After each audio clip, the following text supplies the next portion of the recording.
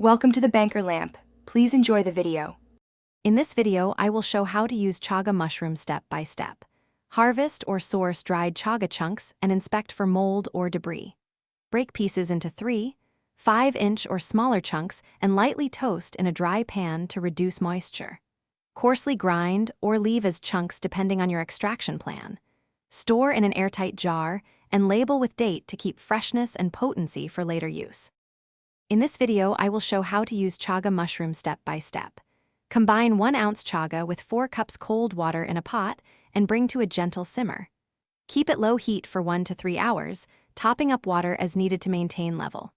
Strain into a heat-proof container and cool before refrigerating. Reuse chunks for a second, shorter brew, and enjoy warm or chilled with a splash of milk or honey. In this video, I will show how to use chaga mushroom step by step. If you're finding this helpful, please subscribe and like so I can keep making useful guides. Quick recommendation: the Oala water bottle keeps you hydrated whether you're simmering tea in the kitchen or foraging outside, and it fits cup holders nicely. Check the description for the link and other deals to grab one for yourself.